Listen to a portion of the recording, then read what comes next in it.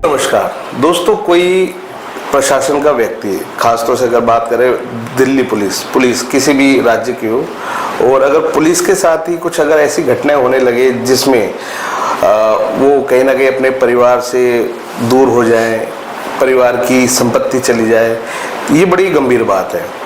और उससे भी बड़ी गंभीर बात यह है कि किसी पुलिस अधिकारी के साथ अगर ऐसी घटना होती है कि जो कि खुद महकमे में है और उनका काम है लोगों को या ऐसे अपराधियों को पकड़ना, और अगर उनके साथ ही ऐसी घटनाएं घटित होती है तो यह वाकई में कहीं ना कहीं दिखता है कि हमारे प्रशासन या हमारी पुलिस कितनी कमज़ोर है, और जो दबंग लोग हैं और ख़ास तौर से ऐसे लोग जो कहीं ना कहीं प्रशासन को अपनी जेब में रखते हैं, ये लोग कितने पावरफुल हैं। एक ऐसी घटना हमारे सामने आई है। हमारे साथ मौजूद हैं सुखदर्शन जी, और ये दिल्ली पुलिस की साइबर सेल के अंदर अभी तैनात हैं, और इनके साथ कुछ ऐसी घटना हुई है जो वाकई में हैरान करती है। हैरान इस लेवल पे भी करती है कि किस तरीके से प्रशासन को भ्रमित किया गया है, किस तरीके से कागजात बदल दिए गए हैं, किस तरीके से आइडेंटिटी बदल दी गई है। तो ये सब घटनाएं इनके साथ हुई हैं। इनके साथ ये तक हुआ है कि इनके जो पिता जो जिंदा है उनको स्वर्गीय बना दिया गया। सुखदर्शन जी को, जो कि एक महिला है, उनको एक पुत्र बना दिया गया। मतलब सरकारी महकमे में क्या कुछ चल रहा है, कैसे चल रहा है, किसी का कोई कंट्रोल नहीं है इन सब चीज़ों को लेके। और इन सब चीज़ों के चलते एक महिला को, एक परिवार को परेशान होना पड़ता है। कहीं ना कहीं अपनी इनको माता जी को भी इसके चलते खोना पड़ता है, जो वाकई में बड़ी दुखद है। और ये सब कहानियां चल रही हैं, और उसके बावजूद भी प्रशासन हाथ पे हाथ रख के बैठा हुआ है।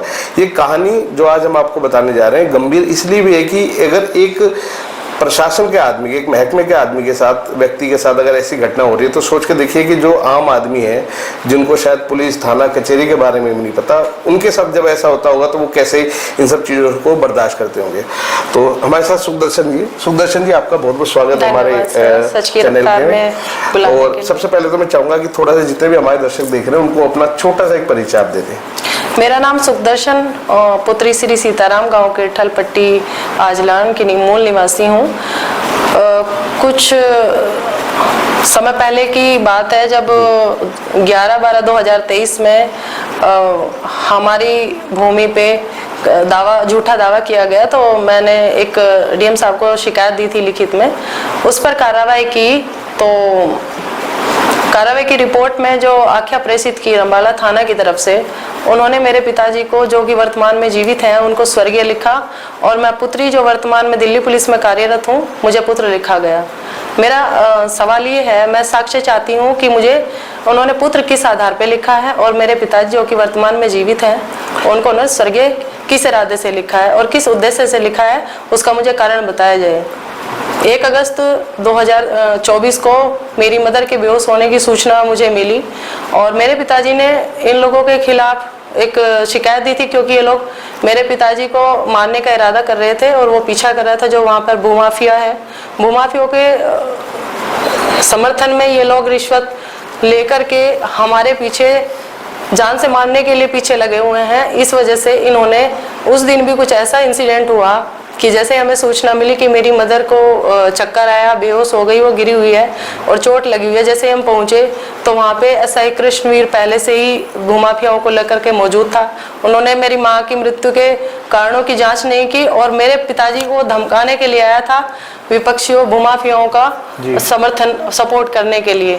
इसमें राजस्व विभाग की भी मिली भगत है। हमारा जो घेर है उस पर जब से वो हमारा दादा लाई है, और प्रस्ताव के अनुसार वो आवंटित है। 1997 में उप जिलाधिकारी द्वारा स्वीकृत भी है, और तभी से हम लोगों का, माता पिताजी का कब्जा वहाँ पर है। मेरी मम्मी की जैसे डेथ 1 अगस्त 2024 को हुई, तो 2 तारीख के बाद की एक शिकायत है, उसमें मृतक के उन्होंने बयान किस आधार पर लिखे हैं, मृतक के बयान भी उन्होंने लिखे हुए हैं। यानी कि राजस्व विभाग, उधर जो हमारा घेर है, हमने जो शिकायत की है, मेरे चाचा ने कई साल पहले जो दीवार बनाई थी, हमारा लिखित में उसके कागजात भी हैं और हमारा कब्जा भी है। तो उसके अनुसार जो पूर्व पश्चिम की दीवार है वो 21 मीटर, और उसकी उत्तर दक्षिण की है 30 समथिंग है। तो वो तो पैमाइश करें, और उन्होंने बिना पैमाइश के ही ये दिखाया कि शिकायत आवेदक झूठी शिकायत करने का आदी है, इसकी जांच कराई जाए। पिताजी ने लिखा था हमारे जैसे कि 2 जगह दादालाई मकान है कि जो वो व्यक्ति भूमाफिया है, उसका काम अवैध बैनामा कराता है, सरकारी स्टैंप की चोरी कर अवैध बैनामा कराता है। ऐसे ही कभी एक घटना हुई जब हम वहाँ पर थे, तो उन्होंने झगड़ा करने का प्रयास किया हमारे साथ। इस झगड़ा कराने के उद्देश्य से उन्होंने हमारी दीवार गिराई, जो हमारे हिस्से की दीवार थी। उस पर पुलिस प्रशासन ने और राजस्व विभाग ने कोई कार्रवाई नहीं की। ऊपर से ये पुत्र लिख के मेरा चालान किया, और मैं ये पूछना चाहती हूँ कि पुत्र उन्होंने किस आधार पे लिखा है? बार बार जानबूझकर की गई त्रुटियां, गलतियां क्यों की जा रही हैं? इसका मुझे कारण बताया जाए। सुदर्शन जी, जैसे आप तो खुद दिल्ली पुलिस में, ठीक है, अब आप जब ये सब घटनाएं आपके साथ हो रही थी, आप यूपी में अपने वहाँ कंसर्न जो थाना लगता हो वहाँ जाकर अपनी शिकायत भी की होगी, तो क्या पुलिस महकमे का कोई भी आदमी वहाँ पे, मतलब SHO साहब या इंस्पेक्टर साहब, कोई आपकी मदद के लिए नहीं है, जबकि आप तो खुद पुलिस में? सर, जैसे कि मैंने बताया कि मैंने डीओ लेटर भिजवाया था DCP साहब से। वो उधर से गलत रिपोर्ट ये भेज रहे हैं कि जैसे कि 6/4/2024 27 मार्च 2024 को डीओ लेटर भिजवाया था कंप्लेन के साथ, तो उन्होंने ये गलत रिपोर्ट दी। उसी बीच उसके बाद मतलब वो, मैं यहाँ से शिकायत भेजती हूँ, मेरा डिपार्टमेंट मुझे सपोर्ट कर रहा है, अगर मैं यहाँ से शिकायत भेजती हूँ और वो लोग वहाँ से, चूंकि भूमाफियाओं के साथ पुलिस प्रशासन वहाँ का, यूपी का रंबाला थाना से स्थानीय पुलिस और राजस्व विभाग की मिली भगत से वो लोग ऐसे इस काम को अंजाम दे रहे हैं, तो मेरा डिपार्टमेंट उसमें कैसे मेरी मदद कर पाएगा? वो तो सवाल मेरा अपने ही डिपार्टमेंट से है इस संबंध में कि मेरी आप लोग किस तरह से मदद कर पाएंगे इस संबंध में, चूंकि भूमाफिया है जो हमारी जमीन को हड़पना चाहते हैं। और उन्होंने जो दावा किया है 2 लोगों ने, बेदू के खिलाफ और अन्य लोगों के खिलाफ अभी तक कोई जांच नहीं की गई, ना मेरी मम्मी के मृत्यु के कारणों की कोई जांच हुई, क्योंकि इसमें पुलिस शामिल है और मेरे पास सभी साक्ष्य मौजूद हैं। जब मैं थाने में गई, मेरा मतलब जिस दिन मेरी मम्मी एक्सपायर होने से पहले की बेहोश की जब हमें सूचना थी, तो जैसे ही मैंने कार ड्राइवर को फ़ोन किया तो मेरे चाचा बिशंबर ने उनको हॉस्पिटल ले जाने का विरोध किया, कार ड्राइवर को वापस कर दिया। हम वेट कर रहे हैं, हमने फिर दूसरा ड्राइवर बुलवाया, जल्दबाजी कर रहे हैं कि दाह संस्कार करो। मैं किसी भी तरह इतने विरोध होने के बावजूद मैं जैसे ही रंबाला थाना पहुंची, पता लगा 15 से, पता क्या लगा, मैंने साक्षात देखा है, मेरे पास एविडेंस है, सबूत है, जो कि मैंने LG साहब के यहाँ से भी एक शिकायत यहाँ से भिजवाई हुई है और उसके साथ ये सबूत संलग्न किए हैं और अपने डॉक्यूमेंट का उल्लेख बार बार किया है, शिकायत संख्या लिखा हुआ है और कई बार पुलिस को भी और राजस्व विभाग में भी ये दिए हैं। लेकिन वो सब ये चीज़ें कि हमने कुछ डॉक्यूमेंट नहीं देके इन चीज़ों का ढोंग कर रहे हैं।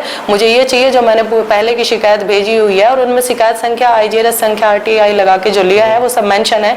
अगर हमने झूठी शिकायत की है तो इसकी मैं चाहती हूँ कि CBI से जांच कराई जाए इस केस की, क्योंकि वे पूरी तरह से हमारी एक यहाँ तक जाल बिछा रहे हैं, दिल्ली तक वो लोग आ चुके हैं धमकी देने के लिए कि हमने उनको धमकी दी है। अब आप ये बताइए कि यदि कोई किसी व्यक्ति की निजी संपत्ति पर हथियाने के लिए झूठा दावा करता है तो इसमें सही और गलत का फैसला कौन करेगा? बिल्कुल सही बात है। वैसे जिन लोगों को नहीं पता उनको मैं ये बता देता हूँ कि बिहार, यूपी और राजस्थान, मध्य प्रदेश, इन जगहों पे ये अमूमन देखने को मिला और काफ़ी पुराने टाइम से चला आ रहा है कि जो दबंग लोग होते हैं या जो भूमाफिया होते हैं, ये यहाँ पर कमज़ोर लोगों को या ख़ास तौर से दलित लोगों को, उनको कागजों में मृत घोषित करके और उनकी ज़मीन हथिया लेते हैं ये, और ये बहुत आम हुआ है। सुदर्शन जी, आप तो खुद महकमे में, आपको पता ही होगा कि यूपी में ये सब चीज़ें होना बड़ी आम है। ये सर मेरे साथ हुआ है तो मेरे पास तो सभी एविडेंस है, एक एक चीज़ का मैं प्रूफ दिखा सकती हूँ, मेरे पास सभी प्रूफ है। जब एक रिपोर्ट है जिसमें घेर पर क्लियर लिखा हुआ है कि वो मेरे माता पिताजी को 315 वर्ग मीटर आवंटित है, जो रंबाला टांडा रोड पर स्थित है और 1997 में स्वीकृत है और हमारे प्रस्ताव में भी है। आवंटन के समय से ही हम लोगों का कब्जा है और उन्होंने जो दावा किया उसमें लिखा है कि वो 42 साल से हम मतलब कब्जा करने का प्रयास करें, लेकिन उनके घेर पे हम कब्जा नहीं कर पाए। इसकी जांच कौन करेगा? राजस्व विभाग ने लिख के दिया है कि इसमें पुलिस कार्रवाई की आवश्यकता नहीं है। पुलिस ने लिखा है कि आवेदक झूठी शिकायतें करने का आदी है, वो वही शिकायतें दिखाई जाएं जिस पर ये SI कृष्णवीर ने ये लिखित में दिया है कि झूठी शिकायतें करने का आदी है, रिश्वत गई हुई है, इसका मेरे पास प्रमाण है, वो भी मैं दिखा सकती हूँ। अच्छा सुदर्शन जी, एक बात बताओ, बड़ी हैरान करने वाली बात यह है कि आपके पास सारे साक्ष्य मौजूद हैं, सारे एविडेंस आपके पास लिखित में मौजूद है, उसके बावजूद भी कोई कार्रवाई नहीं हो रही। तो कहीं ना कहीं प्रशासन के लोग, डिपार्टमेंट के लोग, या मैं ये कहूँगा राजस्व डिपार्टमेंट के लोग, पुलिस महकमे के लोग, सीधे तौर पे मतलब कहूँगा कि इन सब लोगों की भी क्या मिली भगत है उसके अंदर? इसके साक्ष्य भी मेरे पास है पूरी तरह से। पटवारी जितेंद्र कुमार जो तहसील बड़ौद से है, उनकी मिली भगत है। जब मैंने आरटीआई का जवाब उनसे लिख कर लिया है, उसमें वर्ग मीटर लिखा हुआ है। मैंने घरौनी के लिए एक आरटीआई लगाई थी 29 अप्रैल 2024 को, उसका अभी तक जवाब नहीं आया। अच्छा। और उन्होंने वर्ग मीटर कितना टाइम हो गया आरटीआई? मैंने 24 अप्रैल को लगाई, 30 दिन के भीतर उसका जवाब आ जाना चाहिए था। फिर जैसे ही अब उसमें भी उन्होंने हाथ से लिखा हुआ है, सीताराम की जगह सीतरम कर रखा है। फिर उन्होंने वर्ग मीटर की जगह वर्ग गज किया हुआ है। अब वर्ग मीटर ज्यादा होता है, वर्ग मीटर ज्यादा होता है, वर्ग गज कम होता है। तो किस इरादे से इन्होंने लिखा है कि कटिंग करेंगे हम बाद में देंगे, तो जो है सब वो चीजें मिक्सअप हो जाएगी। और मैंने तहसील के इतने चक्कर लगाए हैं कि जानबूझकर उन्होंने त्रुटियां की। मैंने इतने चक्कर लगाए तहसील के और थाने के, आपको जो गलती होंगी उनको ठीक कराने के लिए भी आपको दोबारा बहुत मैंने इतने चक्कर लगाए तहसील के और थाने में। मैंने इसीलिए शिकायत दी कि मुझे पता था कि इनके पास रिश्वत आई हुई है। मेरे सामने की बात है, जिस दिन वो बंदा पकड़वाया मैंने, तो पुलिस वहाँ पे प्रधान की गाड़ी आई थी, किसी बंदे ने मुझे सूचना दी। वो बोले कि नहीं ये डिपार्टमेंट से है, तो हम ना मतलब वो नहीं ले सकते, रिश्वत नहीं ले सकते। लेकिन जैसे ही बबलू को लेकर आए थे तो पुलिस ने उससे पूछताछ नहीं की। बबलू ने मेरे सामने कहा, मेरे पास वो लिखित में है, जब बबलू ने मुझे दिया कि हमारा उसके घेर से कोई लेना देना नहीं है। और हमें वर्बली उसने बताया, क्योंकि उसको भी खतरा था उन लोगों से कि हमसे ये महेश करा रहा है, भूमाफिया महेश हमसे ये सब चीजें करा रहा है। लिखित में है कि राजस्व विभाग से जो पटवारी है जितेंद्र कुमार, उन्होंने इतनी गलतियां कैसे की। अच्छा। अगर भगवान सीताराम तो भगवान का नाम होता है, उसको तो उसमें तो कोई गलती नहीं कर सकता। उस नाम को लिखने में भी कोई गलती कर सकता है, तो इसका मतलब गलती आपके जानबूझ के की अगर उन्होंने स्वर्गीय बना दिया तो इससे बड़ी गलती होगी। ये पुलिस ने मैंने शिकायतें इसलिए इतनी की है लगातार, ताकि इनकी सच्चाई को मैं सामने ला सकूं, इसलिए मैंने शिकायतें की हैं। और रही बात ये जो इस चीज को झुटला रहे हैं कि हमारा कब्जा, हमारे घेर पे किसी व्यक्ति का कब्जा नहीं है। हमारे चाचा ने बेईमानी से जो हमारी 21 मीटर की दीवार है, पूरा पश्चिम की पिछली दीवार, यदि इन्होंने उस दीवार को 21 मीटर पूरा कर दिया तो मैं मान जाऊंगी कि हाँ मेरी शिकायतें झूठी हैं। अगर वो दीवार फिर एक बात 20.86 की अगर लिखित में इन्होंने नहीं दिया, तो इसकी अगर इन्होंने गलत जांच की तो उस जांच अधिकारी को मतलब डिपार्टमेंट में रहने का, अपने राजस्व विभाग में रहने का कोई अधिकारी नहीं है। बिल्कुल नहीं। फिर सबसे बड़ी बात ये भी है ना, देखो आप दिल्ली पुलिस में है, सरकारी नौकरी में, अगर आप झूठ बोलेंगे तो आपको पता है कि आपकी तो जो प्रॉपर्टी वो तो जाएगी, साथ में आपकी नौकरी भी जा सकती है। ठीक है, तो खैर आप ऐसा क्यों बोलेंगे। चलो अब मुद्दे की बात यह है कि देखो आपके साथ ये सब घटनाएं हो रही हैं और पुलिस प्रशासन कोई सपोर्ट कर नहीं रहा है। उत्तर प्रदेश से मुख्यमंत्री योगी आदित्यनाथ जी हैं, जो महिलाओं को बेटी बचाओ बेटी पढ़ाओ की बात भी करते हैं, महिलाओं को सपोर्ट भी करते हैं, खुलेआम कहते हैं कि किसी भी महिला के साथ कोई गलत होगा तो मैं सीधे तौर पर उस पर कार्रवाई करूंगा। तो कहीं ना कहीं आपको नहीं लगता कि जो सरकार है वो जो कह रही है ऐसा हकीकत में नहीं है, बल्कि में जो हो रहा है आज भी वही है जो आज से 40 साल 50 साल पहले जो हुआ करता था कि दबंग लोग हैं, प्रशासन के लोग हैं, मिली भगत है तो जो चाहो जैसा कर लो, वो वही राज आज भी चल रहा है। तो फर्क कहाँ है? आपको लगता है कि आप पुलिस में होने के बावजूद भी अपनी जमीन आप उनसे बचा पाओगे? सर मुझसे मेरे चाचा ने, इन लोगों ने ये कहा कि पुलिस की नौकरी है तो पुलिस में ही तो है, कह रहे अपनी नौकरी कर, तो कायदे कानून वाली है, जमीन के मामले में मत घुस। अच्छा। यदि हम अपना वेलफेयर नहीं कर सकते तो हम दुनिया के लोगों की क्या सेफ्टी करेंगे, क्या सुरक्षा करेंगे यदि हम अपनी सुरक्षा नहीं कर पाए। मैं निडरता के साथ इन लोगों के साथ डटी हुई हूँ। बस मैं तो अपने डिपार्टमेंट को यही सूचना देना चाहती हूँ कि मतलब अगर ये लोग मेरे साथ गलत करते हैं, भविष्य में भी अगर इन्होंने मेरे साथ ऐसे गलत किया, तो यदि मैंने इनकी हत्या कर दी तो मुझे इस हत्या का दोषी न समझा जाए, ना मेरे खिलाफ कोई कानूनी कार्रवाई की जाए। मेरा इनसे यही गुजारिश है, यही प्रार्थना है, अपने डिपार्टमेंट से भी और अपने देश के कानून से भी। दोस्तों ये बड़ी गंभीर बात है कि देखो एक दिल्ली पुलिस की महिला है, अधिकारी है। दिल्ली पुलिस वो पुलिस जिसको भारत के जितने भी राज्यों की पुलिस है उसमें सर्वश्रेष्ठ उनको माना जाता है। उनके अधिकारी के साथ इस प्रकार की घटना हो रही है कि उनकी जमीन हड़पने की कोशिश की जा रही है, अनाप शनाप उनके जो कागजात हैं उनको गलत किया जा रहा है। खास तौर से एक ऐसे राज्य के अंदर जहाँ के मुख्यमंत्री योगी आदित्यनाथ है, भारतीय जनता पार्टी की सरकार भी है। योगी जी तो खुद कहते हैं कि किसी भी महिला के साथ कोई गलत होगा तो वो सीधे तौर पर उनसे खुद बात करेंगे, और ऐसा करा भी उन्होंने, कई जगह देखा भी गया है। पर आज भी हकीकत में क्या हो रहा है वो आपके सामने है। अगर एक सवाल सबसे बड़ा गंभीर यही है कि अगर महिला पुलिस अधिकारी के साथ इस प्रकार की घटनाएं हो रही हैं तो हमारे देश का आम आदमी, आम महिलाएं कितनी सुरक्षित है, उनकी जमीन जायदाद, उनका परिवार कितना सुरक्षित है, ये सोचने की बात है।